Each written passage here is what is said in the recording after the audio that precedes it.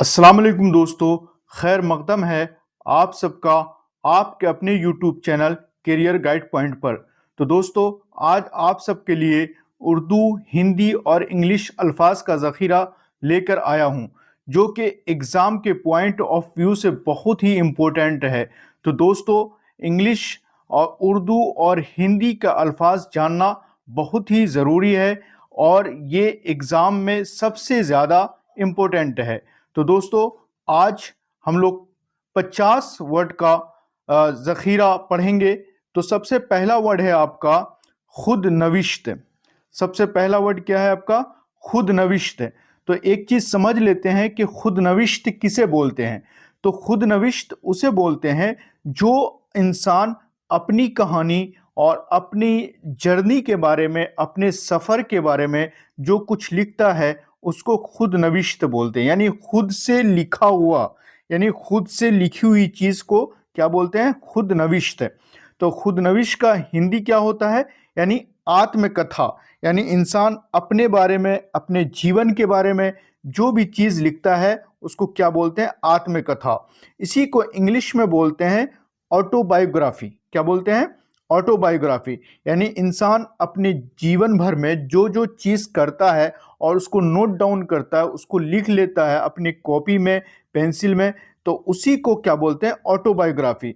तो इसको उर्दू में बोलते हैं खुदनविश्त, हिंदी में बोलते हैं आत्मकथा और इंग्लिश में बोलते हैं ऑटोबायोग्राफी। अब जान लेते हैं दूसरा वर्ड। आपका दूसरा वर्ड है बुरा सुलूक। बुरा सुलूक जो है ये तो बहुत ही सिंपल उर्दू का लफ्ज़ है बुरा सुलूक। इसको हिंदी में जो बोलते हैं दुर्व्यवहार। यानी किसी के साथ गलत करना जो कि नहीं करना चाहिए, उसी को बोलते हैं दुर्व्यवहार। और इंग्लिश में बोलते हैं मिसट्रीटमेंट। यानी किसी के साथ गलत करना बिला वजह, उसी को बोलते हैं मिसट्रीटमेंट। और हिंदी में बोलते हैं दुर्व्यवहार और उर्दू में बोलते हैं बुरा सलूक। तो ये दो वर्ड जान गए। तीसरा चलते हैं हम लोग। तीसरा वर्ड क्या है आपका? तीसरा वर्ड है आपका शायद। ये उर्दू में तो बहुत सिंपल है शायद, लेकिन इसको हिंदी में भी क्या बोलते हैं अक्सर? शायद। इंग्लिश में भी, हिंदी में भी क्या बोलते हैं इसको? शायद। और इंग्लिश में बोलते हैं प्रोबेबली। क्या बोलते हैं इसको? प्रोबेबली।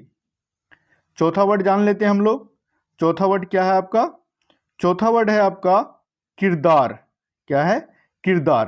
किरदार क्या होता है?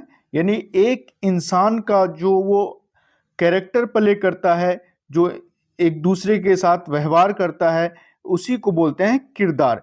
किरदार को दूसरा हिंदी में बोलते हैं भूमिका। जैसे हीरो सब जो होता है वो भूमिका निभाता है। जैसे अगर सचिन तेंदुलकर के जीवन पर अगर कोई फिल्म बनाना हो तो उसमें भूमिका निभाने वाले को क्या बोलते हैं? किरदार बोलते हैं, या भूमिका जो निभाता है वो होता है भूमिका, किरदार। तो जैसे धोनी पर एक एम एस धोनी फिल्म में जो बनी, तो सुशांत सिंह राजपूत जो है उनका भूमिका निभाया, किसका? धोनी का। तो उसको बोलते हैं भूमिका, ये किरदार। और इंग्लिश में बोलते हैं उसको रोल। इंग्लिश में बोलते हैं रोल। तो आप तीनों अगर लैंग्वेज को जानते हैं, उर्दू, हिंदी और इंग्लिश, तो आपके लिए एग्ज़ाम निकालना बहुत ही इजी हो जाता है। इसलिए आज आपको तीनों लैंग्वेज के अल्फाज से रूबरू करा रहे हैं। आप लोग ज़्यादा से ज़्यादा मेहनत करें और मेरी दुआ है कि आप लोग एग्ज़ाम में ज़रूर कामयाब हों। पांचवा वर्ड है आपका जिद्दोजुहद। इसको, इसका राइट प्रोनाउंसिएशन क्या है? जिद्दोजुहद। और इसको हिंदी में क्या बोलते हैं? संघर्ष। यानी संघर्ष करना। यानी जो इंसान मतलब किसी चीज़ को पाने के लिए जो कोशिश करता है, जो मतलब दौड़ भाग करता है, उसको क्या बोलते हैं? संघर्ष। इसी को उर्दू में बोलते हैं जिद्दोजुहद। और इंग्लिश में बोलते हैं स्ट्रगल। क्या बोलते हैं इंग्लिश में? स्ट्रगल। तो ये सब इतने अच्छे अल्फाज हैं, इतने अच्छे वर्ड्स हैं, शब्द हैं कि जिसका जानना आपके लिए बहुत ही ज़रूरी है और एग्ज़ाम में बहुत ही फ़ायदा देने वाला है ये सब वर्ड। छठा वर्ड है आपका काबिले इंसिदाद। काबिले इंसिदाद। यानी इसका जो काबिल इंस्तिदाद है, इंस्तिदाद का मीनिंग होता है रोकना या और रोकने योग्य। रोकने योग्य, योग्य मीन्स काबिल। तो रोकने योग्य, काबिल इंस्तिदाद का मतलब क्या होता है हिंदी में? रोकने योग्य, यानी एक ऐसा चीज जिसको रोका जा सके उसी को बोलते हैं काबिल इंस्तिदाद। और इंग्लिश में बोलते हैं इसको प्रिवेंटेबल। प्रिवेंटेबल। तो दोस्तों वीडियो को आपको लाइक करना है, शेयर करना है दूसरों से, ताकि ज़्यादा से ज़्यादा मतलब सपोर्ट मिल पाए आपका और हम ज़्यादा से ज़्यादा कंटेंट आपके लिए ला पाए। इसलिए ज़रूर आप वीडियो को लाइक करें और शेयर करें। आपका 7वां वर्ड है नाकाबिले यकीन। नाकाबिले यकीन यानी वो चीज जो यकीन के काबिल ना हो, जो एतबार के काबिल ना हो, जो भरोसे के काबिल ना हो, उसी को बोलते हैं नाकाबिले यकीन। और इसको हिंदी में बोलते हैं अविश्वसनीय। यानी कि जो चीज यकीन के काबिल नहीं होती है उसको हिंदी में क्या बोलते हैं? अविश्वसनीय। यानी जिस पर हम एतबार न कर सके, भरोसा न कर सके, उसको बोलते हैं अविश्वसनीय। और इसी को इंग्लिश में बोलते हैं इनक्रेडिबल। क्या बोलते हैं? इनक्रेडिबल। जो भरोसे के काबिल ना हो उसको बोलते हैं इंग्लिश में इनक्रेडिबल। आगे देख लेते हैं वर्ड। 8वां वर्ड है आपका नामवर सहाफी। नामवर मतलब मशहूर, जो बहुत ज्यादा फेमस हो उसी को बोलते हैं नामवर। और सहाफी जानते ही है पत्रकार होता है, और इंग्लिश में क्या बोलते हैं इसको? जर्नलिस्ट। तो नामवर सहाफी को बोलते हैं हिंदी में पर्याप्त पत्रकार। पर्याप्त पत्रकार यानी कि नामवर सहाफी। और इंग्लिश में बोलते हैं इसको इमिनेंट जर्नलिस्ट। जर्नलिस्ट उर्दू में सहाफी और हिंदी में क्या हो गया? पत्रकार। और इमिनेंट का मतलब होता है नामवर और इसी को हिंदी में बोलते हैं पर्याप्त। पर्याप्त पत्रकार और इंग्लिश में बोलते हैं इमिनेंट जर्नलिस्ट। यानी नामवर सहाफी को हिंदी में पर्याप्त पत्रकार और मतलब इंग्लिश में बोलते हैं इमिनेंट जर्नलिस्ट। तो दोस्तों हम जो पढ़ा रहे हैं तो आप यानी कि पढ़ते वक्त इस लफ्ज को अपने जबान पर जरूर बार बार लाएंगे ताकि आप ज्यादा से ज्यादा सीख सकें। आपका 9वां वर्ड है सलाहकार, मुशफिक, मुरब्बी। यानी कि सलाहकार यानी सलाह देने वाला, मुशफिक व मुरब्बी, ये तकरीबन सिमिलर वर्ड है और इसी को बोलते हैं मुतरादिफ अल्फाज। ये क्या है? मुतरादिफ अल्फाज। सलाहकार, मुशफिक व मुरब्बी, इसको अगर हिंदी में बोलेंगे तो गुरु बोलेंगे। क्या बोलेंगे? गुरु। और इसी को इंग्लिश में बोलेंगे तो मेंटर बोलेंगे। क्या बोलेंगे? मेंटर। यानी वो मेरे मेंटर हैं, यानी वो मेरे गुरु हैं, वो मेरे सलाहकार हैं, वो मेरे मुशफिक व मुरब्बी हैं, यानी रहनुमाई करने वाले हैं।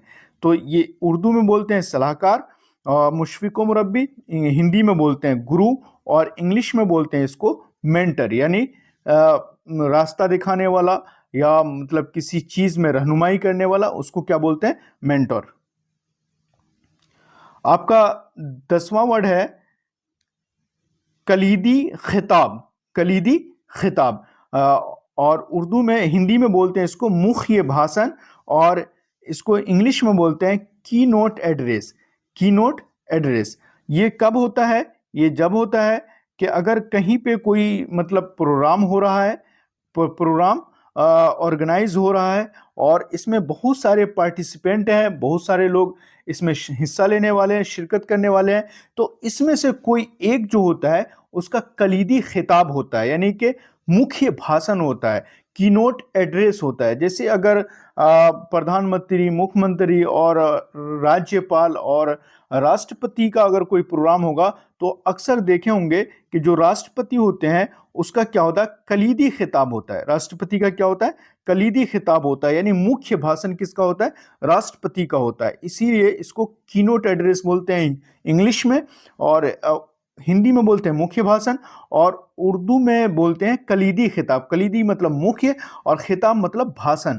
और इसी को भाषण को इंग्लिश में बोलेंगे तो क्या बोलेंगे? एड्रेस करना, यानी I am addressing the programme. मैं प्रोग्राम को एड्रेस कर रहा हूं, यानी प्रोग्राम में भाषण दे रहा हूं। कलीदी खिताब। अब 11वां वर्ड है आपका तोजी तशरी। तोजी तशरी। तोजी मतलब किसी चीज को वजाहत करना, बारीकी से बताना। तशरी का मतलब भी सिमिलर होता है, यानी किसी चीज को बारीकी से बनाना। ये मुतरादिफ अल्फाज है, इसको या सिमिलर वर्ड है। और इसका हिंदी होता है स्पष्टीकरण यानी तौज़ीह तशरीह, और इसी को इंग्लिश में बोलते हैं क्लियरिफिकेशन। क्लियरिफिकेशन यानी तौज़ीह तशरीह, किसी चीज़ को बहुत अच्छे तरीके से समझाना, बहुत अच्छे तरीके से डिलीवर करना, दूसरों तक पहुंचाना, उसी को तौज़ीह बोलते हैं, उसी को तशरीह बोलते हैं, उसी को हिंदी में स्पष्टीकरण बोलते हैं और इंग्लिश में बोलते हैं क्लियरिफिकेशन। आपका 12वां वर्ड है पायदारी, इस्तिकामत। पायदारी और इस्तिकामत। पायदारी किसको बोलते हैं? पायदारी बोलते हैं किसी भी चीज का बहुत देर तक रहना और बहुत देर तक जमे रहना, इसको क्या बोलते हैं? पायदारी और इस्तिकामत। और पायदारी और इस्तिकामत ये सिमिलर वर्ड है, यानी मुतरादिफ अल्फाज हैं। इसी को हिंदी में बोलते हैं अस्थायित्व। क्या बोलते हैं? अस्थायित्व। और इसी को इंग्लिश में बोलते हैं स्टेबिलिटी, यानी कोई काम कर रहा है और पूरे स्टेबिलिटी के साथ कर रहा है, यानी कंटिन्यूटी के साथ कर रहा है, बहुत ही लगन के साथ कोई काम कर रहा है और रेगुलर कर रहा है, इसी को बोलते हैं उर्दू में पायदारी। पायदारी, इस्तिकामत, और इस हिंदी क्या हो गया? अस्थायित्व, और इंग्लिश क्या हो गया? स्टेबिलिटी। यानी किसी भी चीज को रेगुलर करना, मन लगा कर करना, दिल लगा कर करना और हर दिन करना, तो इसको बोलते हैं पायदारी। पायदारी और इस्तिकामत। अब आगे देख लेते हैं। 13वां वर्ड है आपका वाज़ेह। वाज़ेह मतलब बहुत ही साफ सुथरा और जिसमें कोई झोल ना हो, और इसी को हिंदी में बोलते हैं अस्पष्ट, जो बिल्कुल साफ हो, जिसमें किसी तरह का कोई झोल ना हो, और इसी को इंग्लिश में बोलते हैं क्लियर। तो वाज़ेह जो है ये उर्दू वर्ड है और उर्दू शब्द लफ्ज़ हैं, और हिंदी में हिंदी शब्द जो है वो स्पष्ट है, और इंग्लिश जो शब्द है वो आपका है क्लियर। उसके बाद जो है आपका चौथा वर्ड है मेयार। क्या है? मेयार। और इसका मतलब हिंदी वर्ड है मानक, और इसी को मानक को इंग्लिश में बोलते हैं स्टैंडर्ड। क्या बोलते हैं? स्टैंडर्ड। यानी किस स्टैंडर्ड, यानी किस मानक पे उतर रहा है, ये मेयार। इसको उर्दू में क्या बोलते हैं? मेयार, और इसी को हिंदी में बोलते हैं मानक, और इंग्लिश में बोलते हैं स्टैंडर्ड। आपका 15वां वर्ड है मामूरी। क्या है? मामूरी। मामूरी का मतलब होता है स्थानन और प्लेसमेंट, यानी कहीं पे किसी को लगाना, तो उसको बोलते हैं प्लेसमेंट करना। जैसे अगर अगर किसी को हमने कहीं पे लगाया तो उसको मामूर किया वहां पे, यानी मामूरी हो गया उसका। और वो उसको हिंदी में क्या बोलेंगे? स्थानन, यानी किसी को किसी चीज पे किसी जगह पे लगा देना या बैठा देना, और इसी को बोलते हैं क्या? प्लेसमेंट है। जैसे न्यू न्यू किसी का जॉब होता है किसी कंपनी में, तो वो क्या बोलता है कि मेरा प्लेसमेंट फला कंपनी में हो गया, यानी सैमसंग कंपनी में हो गया या एप्पल कंपनी में हो गया है, तो उसी को उर्दू में बोलेंगे मामूरी, और हिंदी में बोलेंगे स्थानन, और इंग्लिश में बोलेंगे प्लेसमेंट। आपका 16वां वर्ड है बानी। 16वां वर्ड क्या है? बानी है।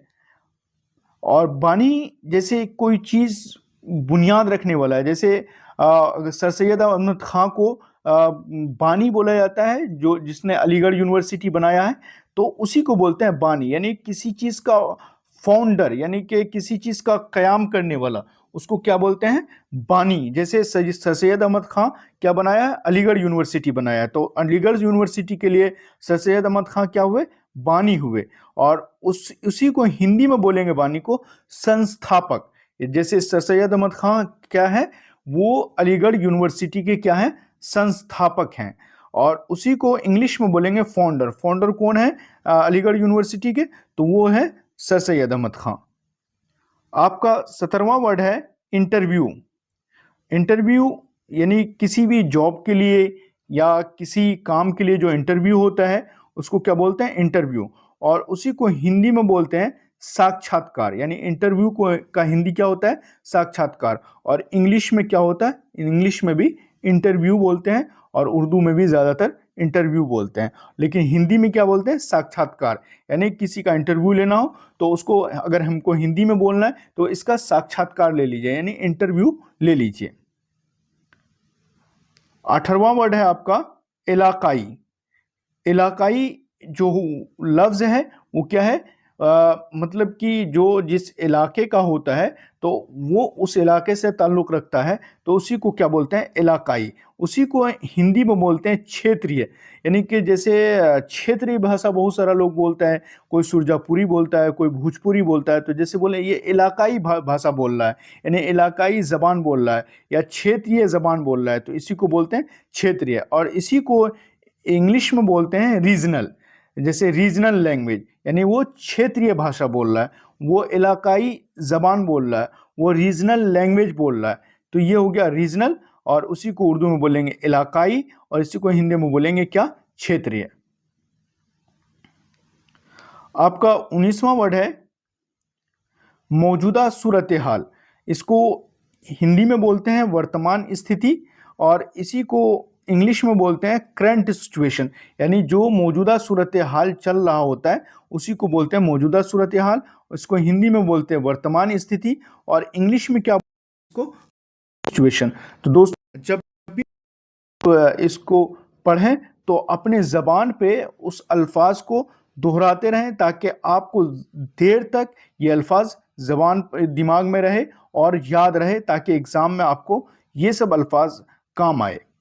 उसके बाद है 20वां लफ्ज़ है आपका तनकीद और तबसरा। तनकीद और तबसरा लगभग सेम लफ्ज़ है, यानी मुतरादिफ अल्फाज है। इसी को हिंदी में बोलते हैं टिप्पणी। टिप्पणी को उर्दू में तनकीद, और तनकीद को हिंदी में टिप्पणी, और इसको इंग्लिश में बोलते हैं कमेंट। यही कमेंट है, जैसे बोलते हैं लोग कि मेरे यूट्यूब चैनल को सब्सक्राइब करें, लाइक करें और कमेंट करें, यही कमेंट है। टिप्पणी करना, तनकीद करना और तबसरा करना। उसके बाद 21वां वर्ड है आपका इम्कान। इम्कान को हिंदी में बोलते हैं संभावना, और इंग्लिश में बोलते हैं पॉसिबिलिटी। पॉसिबिलिटी यानी किसी चीज़ का इम्कान है, जैसे बारिश होने का इम्कान है, तो ये इसको इम्कान मतलब हो सकता है कि बारिश हो जाए, तो ये जैसे बोलते हैं बारिश होने का इम्कान है, इसी को हिंदी में बोलेंगे संभावना, जैसे बारिश होने की संभावना है। और इंग्लिश में बोलेंगे पॉसिबिलिटी, यानी बारिश होने की पॉसिबिलिटी है। तो ये इम्कान को हिंदी में बोलेंगे संभावना, और इंग्लिश में बोलेंगे पॉसिबिलिटी। आपका 22वां वर्ड है हिकमत अमली। हिकमत अमली को हिंदी में बोलते हैं रणनीति, और इसी को इंग्लिश में बोलते हैं स्ट्रेटजी। यानी जैसे हिकमत अमली, अगर मतलब क्रिकेट चल रहा है, अगर हिंदुस्तान टीम खेल रही है ऑस्ट्रेलिया के साथ, तो चूंकि ऑस्ट्रेलिया टीम कभी कभी भारी पड़ जाती है, तो उसके लिए क्या होता है, इंडियन जो क्रिकेटर है या कोच जो है या इसके कप्तान जो कैप्टन जो होते हैं, वो क्या बनाते हैं, रणनीति बनाते हैं या हिकमत अमली बनाते हैं या स्ट्रेटजी बनाते हैं कि कौन से बैट्समैन को कैसे हमको आउट करना है। तो उसके लिए क्या बनाना पड़ता है, पहले रणनीति बनाना पड़ता है या हिकमत अमली बनाना पड़ता है, स्ट्रेटजी बनाना पड़ता है। ये होता है स्ट्रेटजी के कौन सा बॉलर को कैसे पीटना है, कौन सा बैट्समैन को कैसे आउट करना है, ये होता है हिकमत अमली। आपका 23वां वर्ड है मौजूदा मंजरनामा।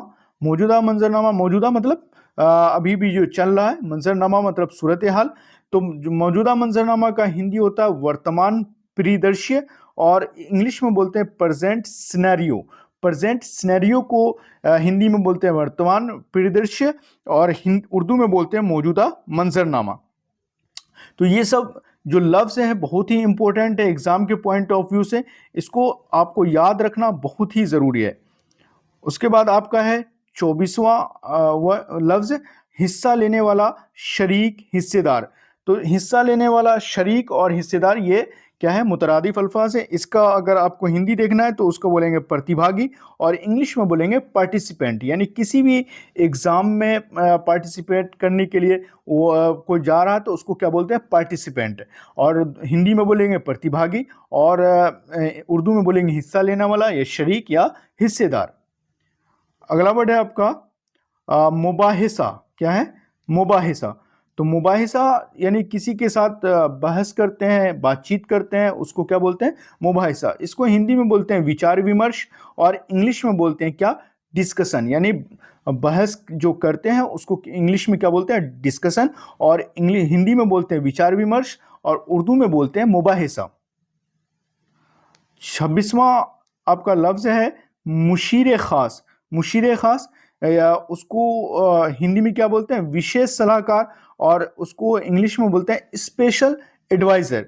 तो मुशीर खास क्या होता है, यानी कि किसी भी विभाग का कोई अगर चीफ सेक्रेटरी है, जैसे अभी आपको बता देते हैं कि अजीत डोभाल जो बहुत ही फेमस है और जो मतलब विशेष सलाहकार हैं यानी कि इंडियन गवर्नमेंट के, उसी को उर्दू में बोलेंगे मुशीर खास, और हिंदी में क्या बोलेंगे, विशेष सलाहकार, और इंग्लिश में बोलेंगे स्पेशल एडवाइजर। तो आपको पता होना चाहिए कि जो इंडियन गवर्नमेंट है उसके मुशीर खास कौन है, अजीत डोभाल है, और उसी को हिंदी में विशेष सलाहकार और इंग्लिश में क्या बोलेंगे, स्पेशल एडवाइजर।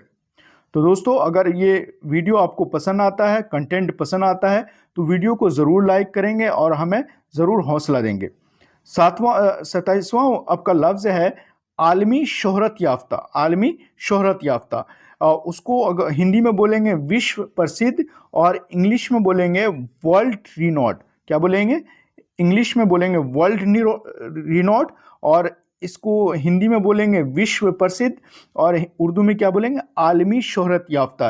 यानी आलमी शोहरत याफ्ता कोई शख्सियत होती है, जैसे शाहरुख खान है, ये विश्व प्रसिद्ध व्यक्ति है, और इसी को इंग्लिश में क्या बोलेंगे, वर्ल्ड रिनोड पर्सन। आपका 28वां लफ्ज़ है फनकार। फनकार को हिंदी में बोलेंगे कलाकार, और इंग्लिश में बोलेंगे आर्टिस्ट। और आपका 29वां जो लफ्ज़ है वो है दानिश्वर। दानिश्वर जो बहुत किसी सब्जेक्ट में या किसी विषय में या किसी मतलब मजमून में बहुत जानकार हो और उसका डीपली नॉलेज रखता हो, तो उसको क्या बोलते हैं, दानिश्वर। उसी को हिंदी में बोलते हैं बुद्धिजीवी, यानी कि वो बहुत ही बुद्धिजीवी व्यक्ति है या पर्सन है, या बहुत ही बुद्धिजीवी शख्स है।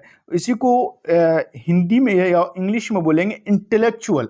क्या बोलेंगे, इंटेलेक्चुअल पर्सन। जैसे असदुद्दीन ओवैसी के बारे में कहा जाता है कि बहुत ही इंटेलेक्चुअल पर्सन है, तो उसी को हिंदी में बोलेंगे बुद्धिजीवी, और उसी को उर्दू में बोलेंगे दानिश्वर। आपका 30वां लफ्ज़ है खास। खास को बोलते हैं हिंदी में विशेष, और इंग्लिश में बोलते हैं एक्सक्लूसिव। एक्सक्लूसिव, और हिंदी में विशेष, और उर्दू में बोलते हैं खास। आपका 31वां जो लफ्ज़ है वो है ज़ख़ीराकारी, यानी बहुत किसी चीज़ को जमा कर लेना अपने पास। इसी को हिंदी में बोलते हैं भंडारण, संचयन, और इंग्लिश में बोलते हैं स्टोरेज। जैसे अभी यानी मकई का सीज़न है, उसको स्टोरेज कर लिया जाएगा, यानी बड़े बड़े गोदामों में उसको भंडारण कर लिया जाएगा, संचयन कर लिया जाएगा, या ज़ख़ीराकारी कर लिया जाएगा, यानी कोई गोदाम में खरीद कर भर दिया जाएगा। तो मक्का की खेती में अक्सर ये होता है कि जब किसान बेच देता है, तो उसका जो बड़े बड़े जो खरीदार होते हैं या उसके मतलब लेने वाले होते हैं, वो ज़ख़ीराकारी करते हैं, यानी भंडारण करते हैं, संचयन करते हैं, स्टोरेज करते हैं, यानी बड़े बड़े गोदामों में रखते हैं। इसी को बोलते हैं ज़ख़ीराकारी उर्दू में। आपका 32वां लफ्ज़ है जदीद तालीम। जदीद तालीम को हिंदी में क्या बोलते हैं, आधुनिक शिक्षा।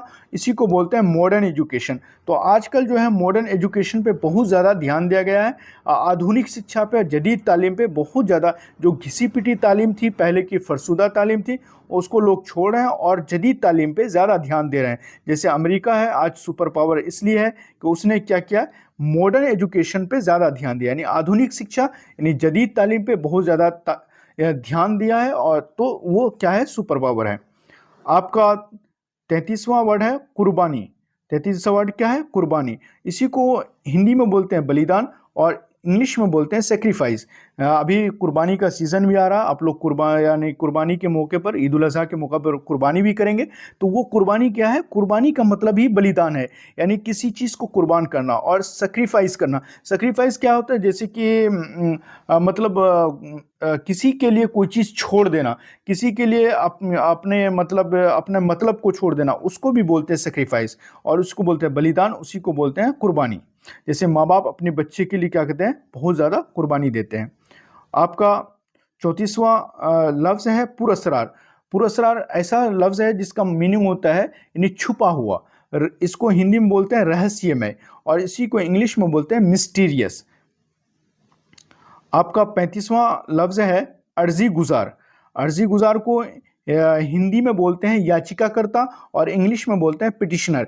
जैसे कोर्ट वगैरह में कोई शख्स अर्जी देता है यानी दरखास्त दे देता है, तो दरखास्त हो गया अर्जी, और अर्जी जो देने वाला है उसको बोलेंगे अर्जी गुजार। उसी को हिंदी में बोलेंगे याचिकाकर्ता और इंग्लिश में बोलेंगे पिटिशनर। क्या बोलेंगे इंग्लिश में? पिटिशनर।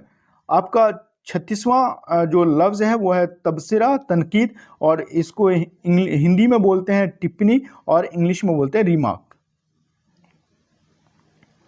आपका 37वां जो लफ्ज है वो है बैनुल अक़वामी तालीम। इसी को हिंदी में बोलते हैं अंतर्राष्ट्रीय शिक्षा, और इसको इंग्लिश में बोलते हैं इंटरनेशनल एजुकेशन। इंटरनेशनल एजुकेशन को हिंदी में अंतर्राष्ट्रीय शिक्षा, और इसी को उर्दू में बोलेंगे बैनुल अक़वामी तालीम। आपका 38वां वर्ड है बेहूदगी।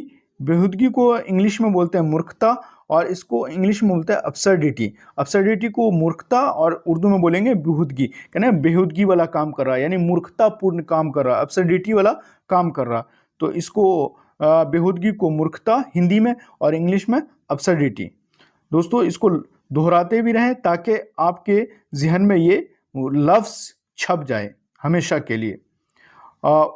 29वां आपका शब्द है मईशत। मईशत मतलब जो लोग अपने बिजनेस को बढ़ाने के लिए काम करते हैं उसको मईशत बोलते हैं। इसी को हिंदी में बोलते हैं अर्थव्यवस्था, और इंग्लिश में बोलते हैं इसको इकोनॉमी। आपका 40वां जो लफ्ज़ है वो है असर। असर को हिंदी में बोलते हैं प्रभाव, और इंग्लिश में बोलते हैं इम्पैक्ट, यानी हमारा उस पर इम्पैक्ट है यानी प्रभाव है, असर है। इसी को असर बोलेंगे। उर्दू में असर, हिंदी में हो जाएगा आपका प्रभाव, और इंग्लिश में हो जाएगा इम्पैक्ट। उसके बाद 41वां जो लफ्ज़ है आपका वो है आमरीत। आमरीत को बोलते हैं तानाशाही, और इसको इंग्लिश में बोलते हैं डिक्टेटरशिप। इंग्लिश में क्या बोलते हैं? डिक्टेटरशिप।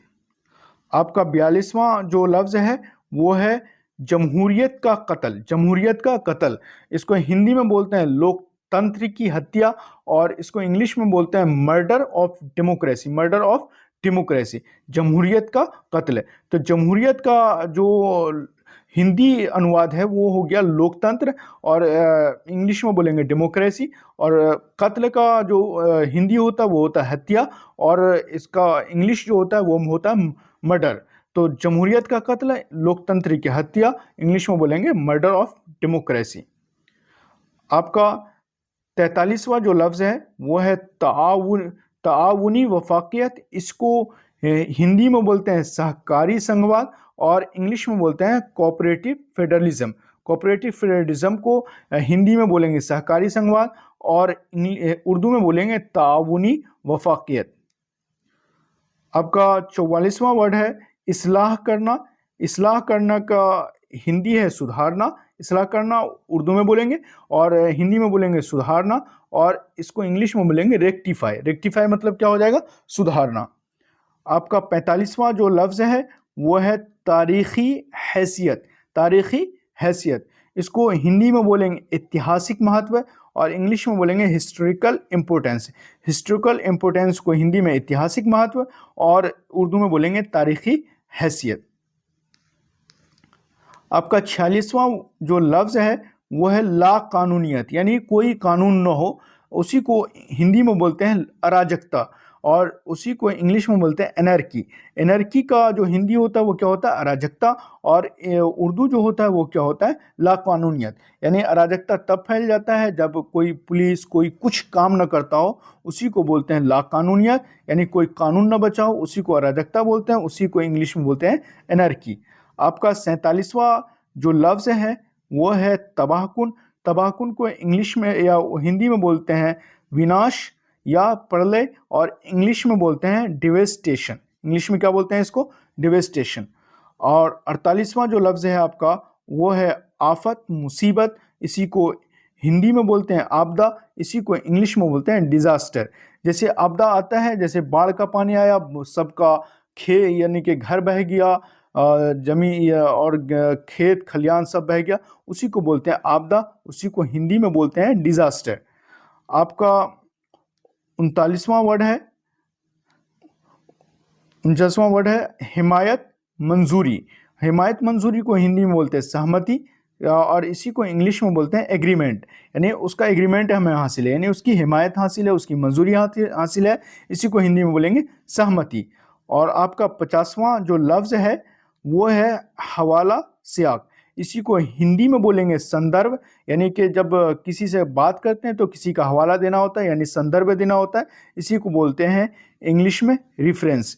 तो दोस्तों आज का क्लास यहीं पे ख़त्म करते हैं। ये आपका 50 अल्फाज का उर्दू, हिंदी और इंग्लिश का ज़ख़ीरा था। इसको आप अच्छे से याद करें और मेहनत करते रहें। बहुत जल्द हो सकता है कि इलेक्शन से पहले पहले आपके एग्ज़ाम का नोटिफिकेशन आ जाए, तो आप लोग मेहनत में कमी नहीं रखें और हम आपका साथ निभाएंगे। तो दोस्तों वीडियो को लाइक करें, शेयर करें, कमेंट करें और हमें मुफीद मशवरों से नवाजें। मिलते हैं अगली वीडियो में, तब तक के लिए खुदा हाफिज़।